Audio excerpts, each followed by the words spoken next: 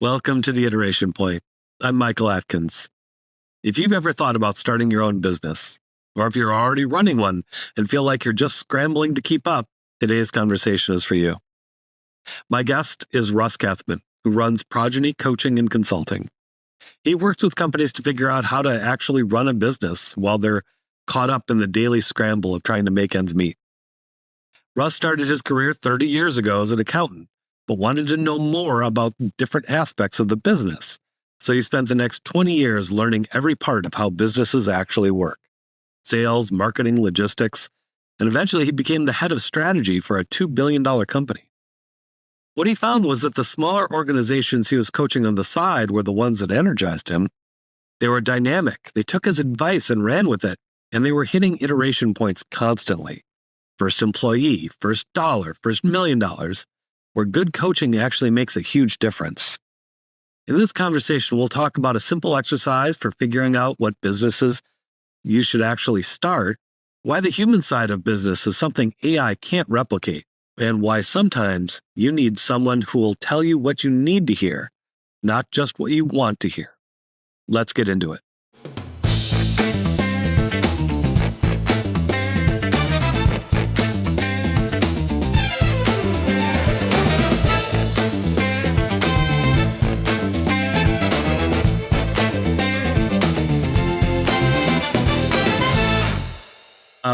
All right, I'm really happy to have Russ Katzman on the Iteration Point, and I'd like to let him introduce himself and tell us a little bit about your journey, Russ. Thanks, Mike. Appreciate it. Long time no see. Good to see you again. Wow. So I run a business coaching, executive coaching, leadership development firm called Progeny Coaching and Consulting. We work with everything from pre-revenue startups to a couple $100 million. Probably 80% of what I do is done with those in their first couple million, because it's such a dynamic time. And so many of those individuals that are in that space trying to figure out how to run a business, they're caught up in the scramble trying to make ends meet. And it just helps for them to have a coach or somebody on the outside to help them get through it. Wow. So that's fantastic service. How did you get to start something like that? That's got to be quite a journey to get there.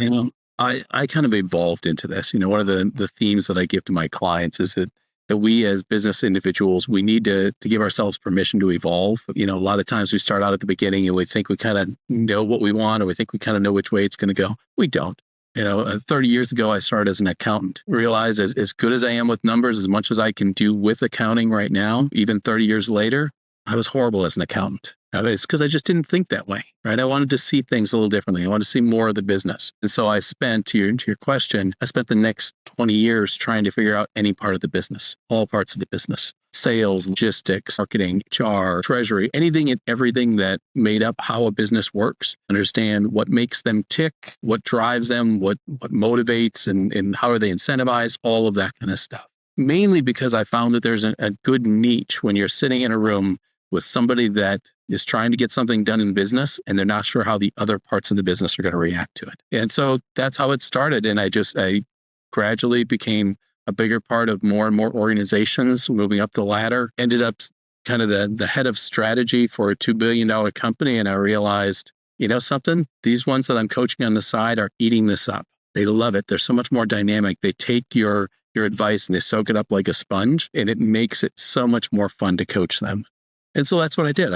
I switched in 2020. I rebranded to Progeny, and I switched my focus to be the smaller organizations. So starting with those smaller organizations, then, is there something that they have in common that really, is it the size of the organization that really gives you a lot of energy to be able to work with them and make a big difference as they're growing? What is it about the companies at that kind of stage of their development? I think, and this isn't just to tout your podcast, but I think if you go off iteration point and you go off what I call inflection points within the organization, there's so many more of them when they're a smaller business, right? It's the first logo, first branding, first name, first employee, the first dollar we bring in, all of those kind of things. We start to get past those first, and then it's the first 100,000, and it's the first million, and it's the first 10 million. And at every one of those, we kind of have to go through that whole Malcolm Gladwell thing of, God, it won't get you there. I think it was Gladwell. Wasn't he the one who wrote that? It's the ability to pivot, and you can turn a small ship more easily, right? Yes. But there's so many more of those when you're small organizations. It just makes it dynamic to be able to coach that, because once you've been through that with hundreds of entrepreneurs, now you can look back and what you're seeing is exactly what you expected to see at each phase. And so it provides me the ability to help them see things beyond their headlights. Organization that they may not have from their experience, but there's something that they have in their experience that drove them to go off and start this business, right? So how is it that you kind of help someone identify what it is that they're good at? Are you getting involved at that stage, kind of conceptual level? Yeah, every once in a while I do. I get somebody to come to me. They're unhappy in either in their current role, or unfortunately they got let go and they just don't want to go back to corporate America, so they want to start their own thing. Or to Michael Gerber's E-Myth, maybe they're just really good at something and they're that technician who knows how to do something. They never planned to build a business out of it. And so what you get is most people will look at, what do I do well? And what do I do well that people are willing to pay for? There's an exercise a lot of times that I'll put people through, and it's not proprietary, so I don't mind sharing it here. But if you take a piece of paper, throw it landscape, and just put 3 columns on it. And in the first column, what do I do really well? And when something needs to get done, what is it that people come to me looking for? What am I world class at, if you will? Second column, what do I love? Not just what I love to do, but just what do I love? Trees, cars, attics, buildings, architecture, landscaping, take your pick, right? What are the things that I just love? They energize me. And the third column is a little more challenging. It's what is the combination of those two that people are willing to pay for? Let me give you an example. I had a woman that came to me once. She was an office manager, but she was a massage therapist on the side. And she wanted to build a business around the massage therapy. More specifically, she wanted to create kind of a hoteling space for holistic healers and massage therapists and that kind of stuff. And so we did. But when we went through this exercise, we found that one of the things she liked was attics, right? The top floor of buildings. For whatever reason, she just liked them. And so one of our discussions was exploring the idea of, okay, let's create this holistic space. But as you look at buildings, look at those with attics. Why? I don't know. Maybe we do hot yoga up there or hot massage therapy up there or something. But it brings together something she's really good at and something she enjoys. Passionate about, right? So harnessing that passion, right, with something that people are willing to engage with you with, as the terms of like building a business. That's really fascinating. So if somebody's listening to this podcast and they're trying to figure out what it is that they could do to start something on their own, and you kind of walk through that exercise, right? What advice would you give them when they're thinking about that process and they're trying to take it to the next level? Then is there some guidance that you would start with?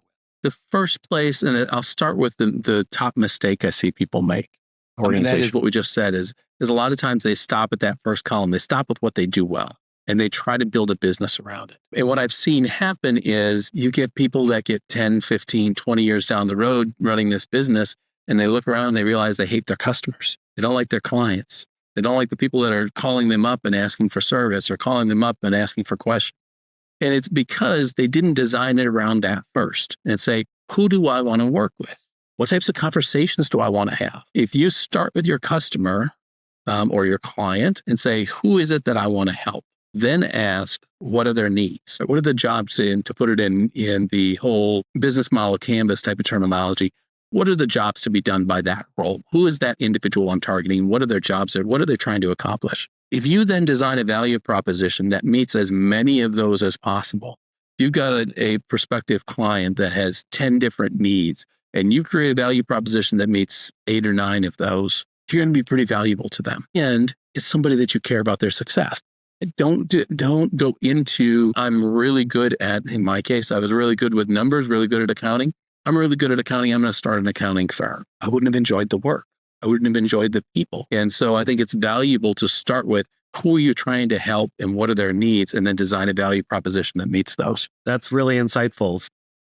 I think that, your example of having that background, right, in accounting and understanding that if you had started an accounting firm, you wouldn't have really enjoyed the work you would have been doing. It didn't maybe offer enough breadth from what you were describing earlier of the things that really, drive you is understanding more of the breadth of the organization and how you might be able to, give some guidance on all those other aspects that are moving, because accounting firm is typically there for that kind of niche of accounting, right? And useful and important for businesses to have that, but not necessarily what would drive you to be successful in that. And I wouldn't have had the same passion for that I do in what I do today. Yeah. That's awesome. So where as a company that you're working with is growing, where are the issues is there a common kind of theme around issues that they seem to, where they're hitting a wall and they need some assistance kind of moving to the next level or moving past that? Is there I know you work across a number of different kinds of businesses, right? So where are the commonalities? It's tough. I've been trying for networking purposes and, trying to get referrals for years. I've been trying to narrow it down to, so what are the key points to refer me? And yeah, you just mentioned one, right? They're just trying to figure out what they want to do. Or they've got their first clients and, I now need to go from sales to delivering, and I've never really had to deliver before. Or vice versa, right? They know how to deliver, but I've never had to sell before. How do I ask for the sale? There's the first hire partnership, right? Some of them, hey, we were having burgers the other night and over napkins, we decided we're going to go into business together. Okay. Do you have an operating agreement? What's an operating agreement? Those beginning stages, right? Then there's the ones later on where they've been partners for 15, 20 years and realize they can't stand each other. Or one's been putting in all them for the last 5 years. One's been putting in all the money because they're keeping a full-time job to fund the venture. The other one's putting in sweat equity, not taking anything out of the business other than a salary, but they're doing all the work in it. And they're in it. There's a lot of headbutting, right? First of all, to your entire audience, never going business 50-50 with 50 on voting. It just doesn't go well. I've presided over too many business divorces where I've kicked people out of coaching sessions because they couldn't get along. If they dig in their heels and they care more about being right than they do the success of the business. And that happens sometimes. It's a marriage in a lot of ways, right? Very much a marriage. And I would tell you it's almost as difficult to get out of as a marriage, if not worse. And hence the operating agreement should have dissolution practice. How are we going to dissolve if or when that day comes? Who are we going to use as a mediator? How are we going to manage it? Organization. Planning that in advance as you're getting started with that understanding that is a potential outcome. Yes. Could be really beneficial down the road. Just like marriage, where the only outs are divorce and death, there's not many more outs when it comes to business dissolution either. So those are all inflection points that pop up, right? Other ones, sometimes people come to me and they've got all these ideas and they say, I'm not sure where to start. That's exciting, but the problem is when you get it in, and again, Michael Gerber's phrasing now, we go back to the entrepreneur, this person with all these ideas on how to innovate, but they don't know how to manage or they don't know how to execute, but they've got all these ideas. What you get is you get them trying to do 3 or 4 of them at once. Those are usually pretty easy individuals for me to find success with, because all we need to do is just take that energy from all 5 or 6 of those and just narrow focus. Organization. You get them focused on one and they take that drive full speed on one organization. And if you can harness that energy, that can be pretty powerful in building a business from scratch. So those are all places where a coach is inserted. I've told people for years, pretty much anybody could use a coach. It sounds self-serving, but honestly, it's really not. It's just, I've got one. I think everybody should, because there's things that you don't want to take home to your spouse or your loved one. You don't want to take on to the golf course with you if you want to go take a round on the weekend and just relax. There's a lot of things that live rent-free in your mind if you let it. And so having somebody to just bounce those ideas off of. Honestly, Michael, I came to this with 20 plus years of business experience, more certifications behind my name than I have letters in it, all of this business knowledge. And I thought, small business is going to eat this up. They're going to love this. They've got all these different things that I can provide them. My Instagram handle is the Swiss Army Coach, because I have all these tools in the tool chest. Thought this is going to be great. They're going to love it. Sure. And more often than not, all they want is a sounding board, someone to talk to, somebody to bounce ideas off of. Yeah. It's the business therapist approach. It is right?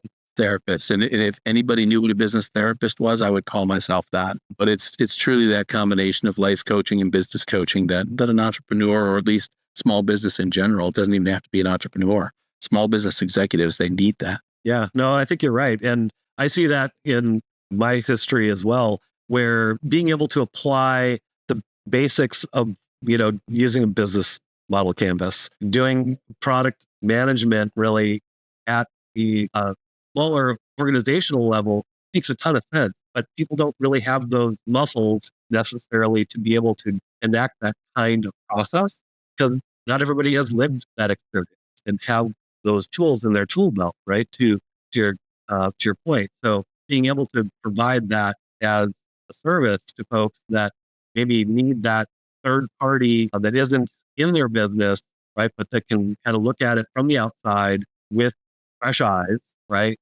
And give them some perspective that even if they're hearing it from their loved ones, it doesn't hit the same way, because it's somebody that has an arm's breadth relationship and a certain level of professionalism. Yep. It really makes a difference in how that lands, and getting them to open up and be honest with you about the challenges that they're facing is probably super gratifying, I would expect. It is. I've said this before. I would do this for free if I could, right? Not quite to the point where I can do it for free, but I would. I love what I do. Unfortunately for my wife, I'll do it about as long as I can. So, over time, you'll probably reduce the number that you're doing it for. But, I just love doing it, because it is, if you get somebody who's coachable and somebody who's passionate about what they're building, you can truly see some progress in them. Because again, you just have to point them in the direction, cut them loose, right? Get them out of those barriers that are in their way. Sometimes that's in their own head, and sometimes it's in the business itself, and help them get on those barriers and to just cut them loose. Because once they find that traction, sometimes it's as easy as a pricing conversation. And one of my greatest success stories is a guy who's making more money than he ever imagined before this. And it was all around pricing, right? Because many times entrepreneurs are scared to charge enough for what they're really worth. And they go based on an hourly rate instead of the value they're providing. So they go hourly rate plus, I used to be getting paid $150,000 a year, so I'm probably worth $75 an hour. Plus, and I want to make a little on top of that. So maybe $90 an hour, as opposed to somebody who's looking at it saying, no, I'm worth $150 to $200 an hour. Doesn't matter what I was getting paid before. And I've had that conversation with them, right? About, well, when was the last time in your service, in your product business, when was the last time you were asked what you make an hour? Right? It's about the value that you provide. So underpricing is a huge conversation as well. And that just goes to confidence. When you get somebody who's been out there for a while, they start to build the confidence. Sometimes there's an ego involved in it too. Every once in a while, I get somebody, and not to say anything about certain professions, because I work with a lot of them, but sometimes very highly educated individuals in certain professions see themselves at a certain amount of money and then realize, I can't charge that right away. Market isn't there for that. Until you develop your book of business, right, and have a track record. Yeah. You kind of work to that. Right. Yeah, that's fascinating. So it reminds me of a conversation that I had a couple of days ago about how do you determine the price of product that you're bringing on the market? And that's what you're really talking about here, is any kind of product, right? Like, how do you determine where it falls? And it comes back to the key part of that, right, is the value that it brings to who's buying it. And, because you've got all these calculations you could do to determine, right, like what's the minimum floor for a price in order to break even, right? And that's where you're, if you're working at $75 an hour, because that's what you were getting paid before. Well, that doesn't include all the other things then that are going to, be included if you're working in a business for yourself either, right? You've got higher taxes that you have to pay. You've got your health insurance premiums that, aren't subsidized by the organization. All of those factored in. And so it's really, you have to make sure you're comparing the whole stack of expenses.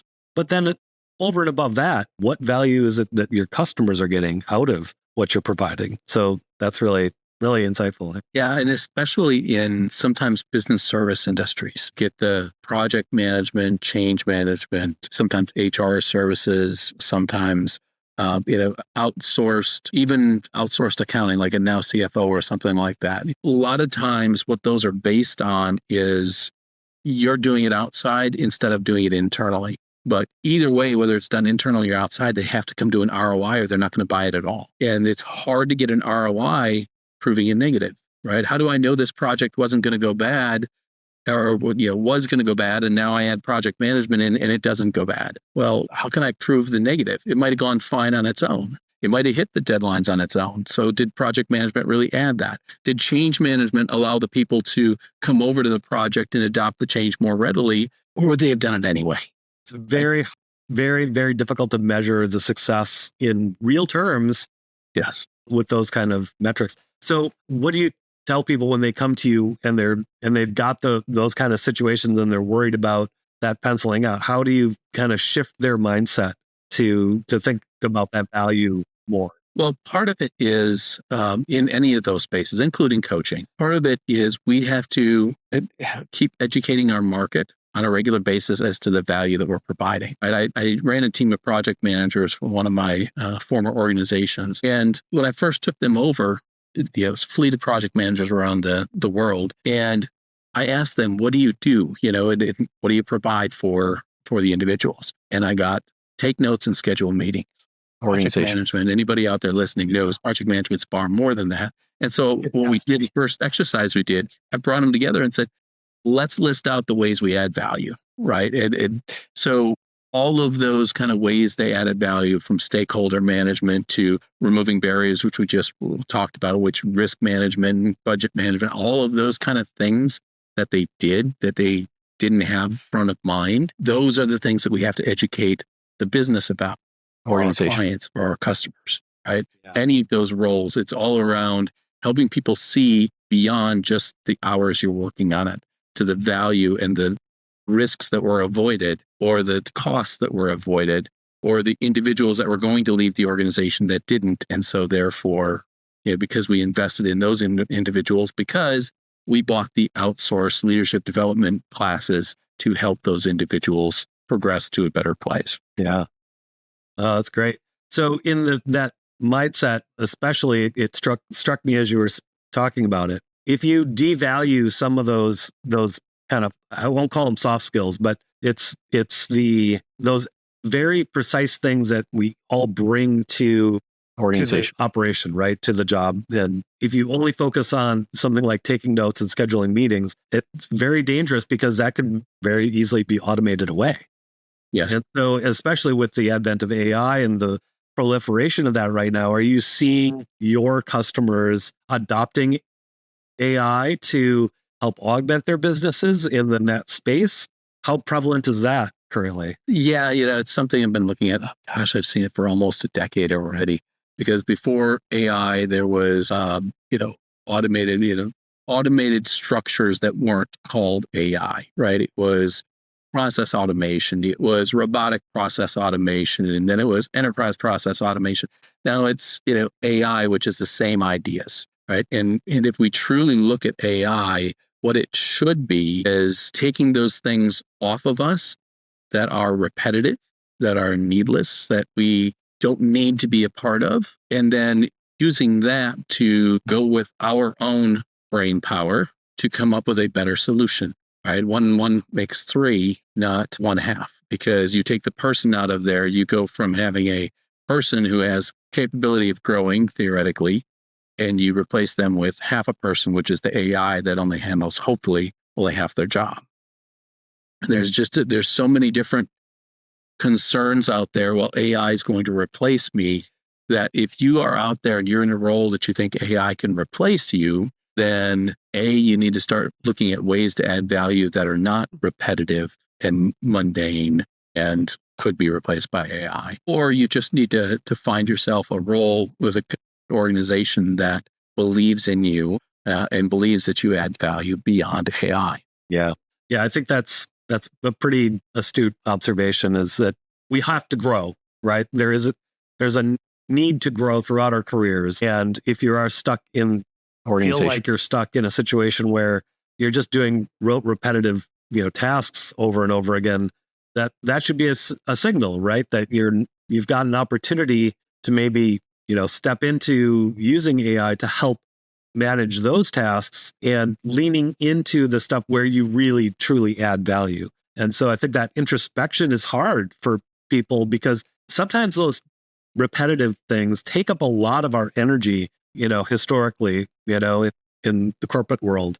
So figuring out how to, use AI and other tools, right, to kind of streamline that and lean into and get better at the stuff that is transformative and really adding additional value is something I think we're going to be seeing a lot of. Let me give you an example. About 5 years ago, I hired an intern to work with me. And he's a fairly young kid. He had come out of my son's high school a couple of years ahead of him. They had an internship program, and he was only between his freshman and sophomore year, so he didn't have a ton of schooling. But I thought, there's some things I need done during the summer. And so I let him sit in on a couple calls. And I remember us getting off the call, and we did a debrief. And he said, so Mr. Russ, why wouldn't they do blah, blah, blah, blah, blah? And I'm like, you're exactly right. From a book standpoint, they should do this and this and this and this. And A, it said, is what I do really that simple. But B, it undercut the other half of that, which was the human side of it.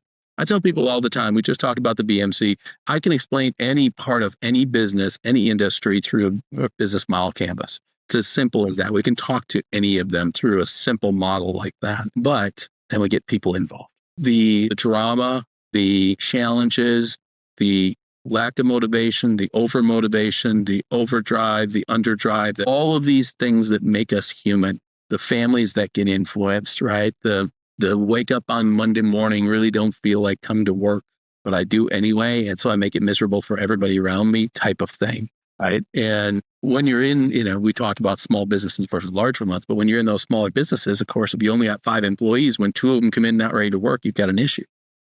Yeah. Even burnout, overwhelm, all of those kind of things. It's tough to ask AI to take care of burnout and overwhelm. It's not that I couldn't, but there's a lot of things that I do on a coaching standpoint that you could probably get AI to do. The human side of it, organization, where we still have the strength. And you're going to have that in a lot of these professions where, yes, AI can do a component of what I do, but there's always going to be that human piece that, we can replicate it, but at the end of the day, there's times people just want to talk to people. I think there's an incredible amount of value that having someone with experience that is trustworthy on the other end of that conversation, right? That brings to the conversation that you're having and that you want to engage with, a professional for, that I don't know that I would trust AI to always be honest about, right? Because AI tends to be kind of sycophantic.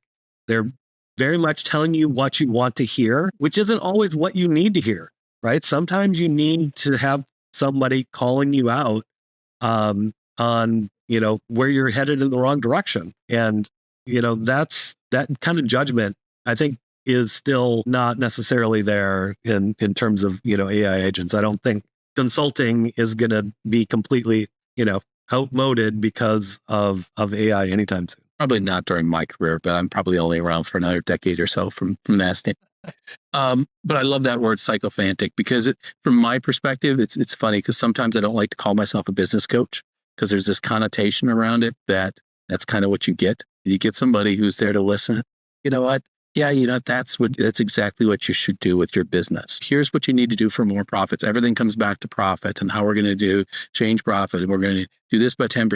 By 10%, this by 10%. Oh, look, profit went up 50%. That's where we're headed. Well, that's not really true. That's not what all businesses need. A lot of times these coaches come at it, and I think you and I talked about this. It's like we get Michael 1 here and Michael 2 there on the same call at the exact same point in time, and one goes off and has a phone call, the other one goes off and answers an email. Now you're in 2 different places. Yeah. And upon what happens from that point forward, I can't give you some methodology and say this will get you where you need to go. Organization. You've got to be tailored and have a customized approach to your coaching. And so I think that's something that a lot of times, even you take AI out of it, even a lot of times with many coaches that are out there, that's what they do, right? And people ask you sometimes, what makes you different? I have no qualms in telling you I'm pretty damn direct. I'm going to tell you what you need to hear for your sake, whether it's what you want to hear or not. That's just something that it's tough to get AI or other Organization. automations, even decision models, even decision frameworks within the business, even hiring people around you. You've got to make sure that you've got people that will tell you what you need to hear, not just what you want to hear. I love that. I think there needs to be more of that in the world. We need to be honest with each other, right? And because that's the world we live in. It's the real world. It's not we don't live in an AI engine Organization. so far that's been proven, right? So I think that's a great place to ask you. So if folks want to get in touch with you and take advantage of some of the coaching that you offer, well, how would they do that? Well, the easiest way, you can grab my link tree at www.swissarmycoach.com. Simple as that. It'll take you to my LinkedIn or Linktree page, and that'll get you. You can book a meeting there. You can read my book there. You can get on my podcast there. You can do all sorts of stuff, right? So that's my link page. The other thing, you can go out to Progeny CC, as in Progeny Coaching and Consulting, progenycc.com. You can find me out there. Fantastic. We'll put links to those resources in the notes for the podcast as well. And I wanted to thank you for coming on. It's been such a great joy to be able to connect again and have this conversation. Thank you, Michael. Good to see you, my friend. All right. Take care. Russ shared a simple but powerful exercise during our conversation. Take a piece of paper and make 3 columns. First column, what are you world class at doing? Second, what do you love? And third, this is the hard one, what's the combination of those two that people will actually pay for?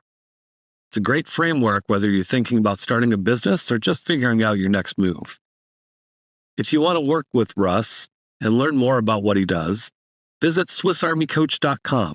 You can book a meeting, read his book, check out his podcast, and more. You can also find him at ProgenyCC.com. I'll put links to both in the show notes. One thing that Russ said that really stuck with me was how AI could handle a lot of what we do, but there's always going to be a human piece, the drama, the motivation, the burnout, the Monday morning where you just don't feel like showing up. It's where people still have an edge. And in coaching especially, there's value in having someone experienced and trustworthy on the other end who will tell you what you need to hear, not just what you want to hear. Thanks for listening to The Iteration Point. New episodes drop every Tuesday. If this resonated with you, hit follow, and please share it with your network. You never know who may be thinking about starting something new, or who's already started something and could use some perspective. And if you've got a story about building something from scratch, visit theiterationpoint.com. I'd love to hear from you. I'm Michael Atkins. Talk to you next time.